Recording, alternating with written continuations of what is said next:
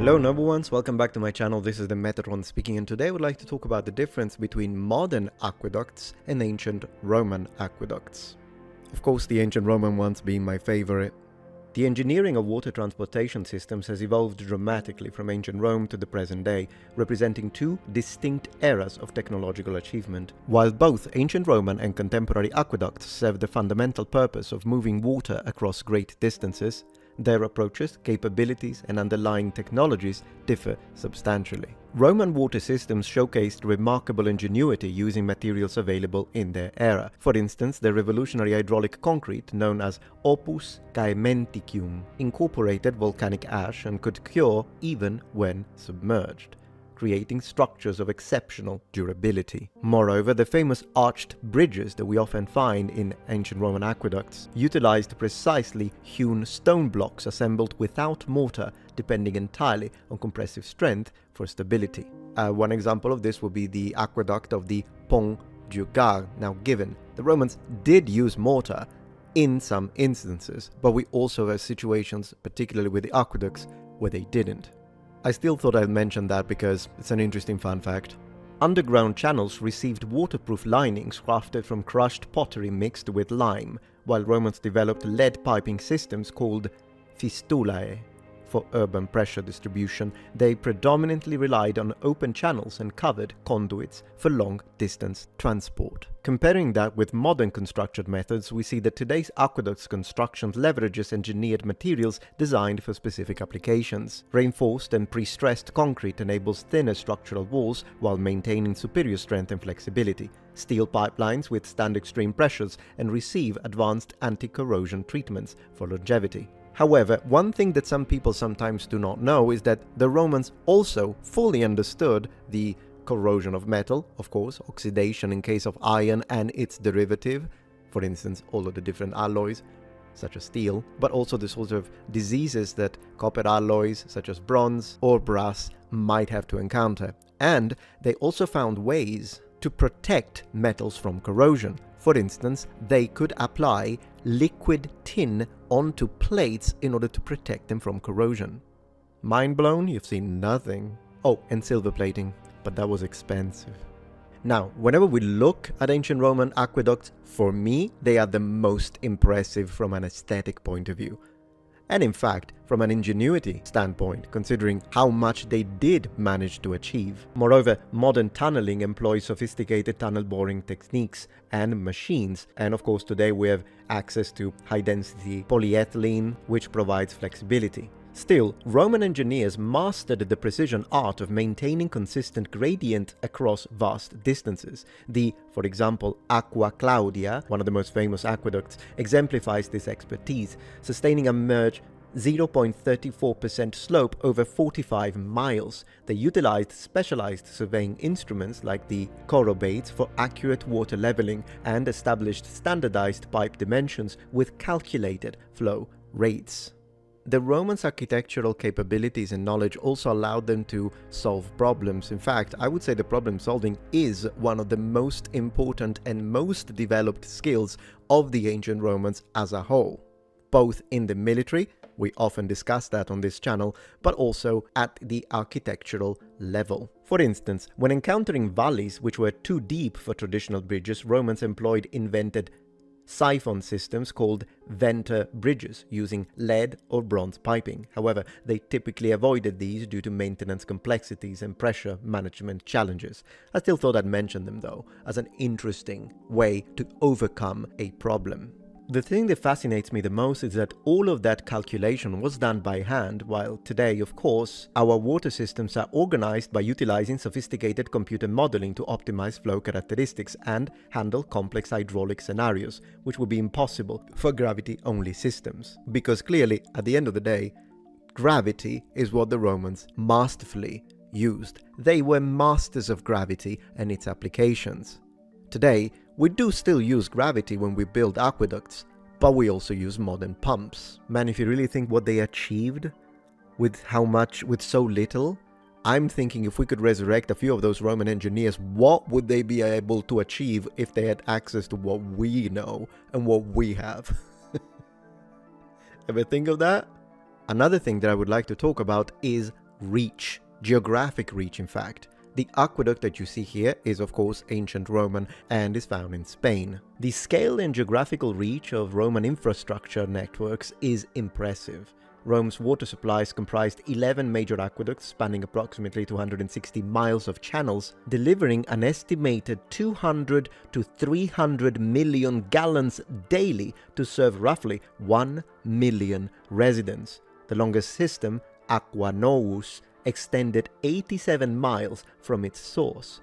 Throughout the empire, Romans constructed aqueducts across 3 continents, including notable projects like the 70-mile Carthage system and sophisticated networks in Lyon, France. Compare that to the modern period. Of course, we have a modern-era mega infrastructure. Today's water projects operate at unprecedented scales when compared to the past. New York City's water system draws from watersheds located up to 125 miles away, serving 9 million people with 1.3 billion gallons of daily supply. China's South-North Water Transfer Project spans over 2,800 miles, moving 12 billion gallons daily. California's State Water Project encompasses 700 miles of variety water transport infrastructure. And of course, we're seeing closely, even though similar issues have to be overcome, albeit at a much larger scale in the modern period and with a much higher demand, the intake conduit city as a formula sort of remains unaltered, although we do add a treatment plant in the middle. In fact, let's talk about water quality. As we read the sources, we see that Romans showed preference for mountain spring water, considering it the purest available source. They constructed elaborate spring houses known as caput aquae to capture and protect water origins.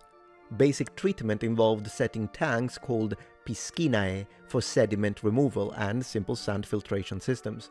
Roman engineers possessed intuitive understanding of water quality, often abandoning sources associated with illnesses, though they lacked microbiological knowledge to understand the underlying causes. And this is in fact something that we often see both in the ancient period and so classical antiquity, but even the Iron Age in fact, and in the medieval period.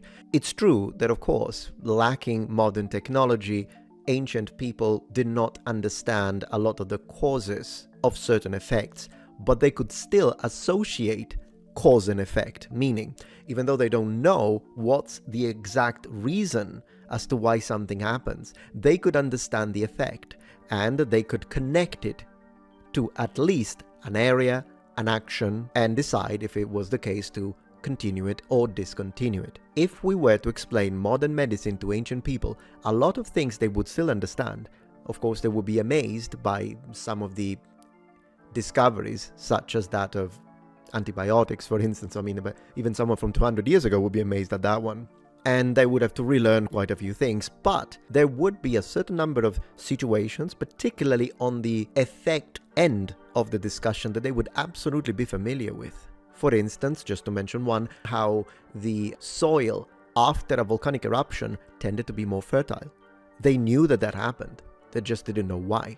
They came up with some ideas, they were mostly wrong, but they did know that that area was more fertile, and they knew that it was in combination or as a result of the volcanic eruption. If you're enjoying this video so far, please take a moment to check out my Patreon page. With as little as a $5 support, you can help us ensure that we can continue to produce high quality and high researched content. And at the same time, you get access to polls, extra videos, unlisted streams, and much more. Thank you so much. Clearly, when we talk about the contemporary water quality, then modern systems can transform virtually any water source into potable supply through advanced multi-stage treatment processes. Flocculation, sedimentation, filtration and disinfection using chlorine, ultraviolet light or ozone treatment. None of these were available to the Romans. Even reverse osmosis technology enables seawater conversion to drinking water today. Real-time monitoring systems test for hundreds of potential contaminants with automated treatment adjustments based on continuous source water quality analysis. With that being said, I need to show you a Roman stopcock. I don't know what to tell you, that's the name of this. Not my language, what you want from me. Let's focus now on urban distribution networks. When it comes to ancient Roman city systems, water entered Roman cities through distribution facilities called Castellum Divisorium, or dividing castle, if you want to use the word castle, where the water was divided into 3 designated channels: public fountains, public baths, and private users. Roman developed an intricate water right systems based on standardized pipe sizes known as the quinaria system. Most citizens obtained water from public fountains, while wealthy Romans enjoyed private household connections. So if a Roman were to visit your home today, he would think you're really wealthy. Like really wealthy, filthy wealthy, goodness gracious, all that water everywhere. Who do you think you are? Now, in contemporary systems of city water distribution, of course, we use pressurized pipeline systems with complex branching networks reaching every structure. If you play City Skylines, you know a thing or two of that. And pressure zones are maintained through strategic pump stations and elevated storage facilities. However, there is one thing that really is amazing when it comes to Roman aqueducts and structures and streets is maintenance. I mean, this stuff is made of stone, bronze, iron, wood, brass, and lead. So how did they maintain it, and how is it still standing? Roman aqueducts required a dedicated workforce team called aquarii for continuous upkeep. These workers cleaned settling facilities, repaired leaks, and cleared obstructions. Systems incorporated accessible design features including manholes and inspection chambers for maintenance access. Many Roman structures have endured for 2,000 years, demonstrating exceptional engineering and material quality, though most ceased operation when maintenance ended following the empire's decline. Which is one of the reasons why, in the medieval period, there are some exceptions, but in general, people just went to get their water from wells, from rivers, and that was that. The lack of a systematic effort from a all-encompassing political system as the empire made it pretty much impossible to maintain upkeep and continue to use these ancient systems. When it comes to modern aqueducts, we employ predictive maintenance using sensor networks that monitor pipeline conditions, automated leak detection, and robotic inspection technologies for tunnels and pipes. While contemporary materials may not match Roman longevity, believe it or not, they are designed for systematic replacement and technological upgrades. Advanced materials such as fusion weld plastic pipes can function effectively for over 100 years with minimal maintenance requirements. All in all, the core distinction between these two eras lies in their fundamental approaches to water transport challenges. Roman engineers achieved extraordinary results operating within gravity-fed system constraints, demonstrating masterful problem-solving with available technology, while modern engineering leverages advanced technology to overcome virtually any geographical or hydraulic obstacle. And with that being said, I have to say, whatever you want, robotics, engineering, technology, computers, modern materials, what have you, why don't we make modern aqueducts look like the ancient ones? Because let me give you that much. The Romans, when it comes to the aesthetics of it, the Romans win. No game. Thank you very much for watching. Bye.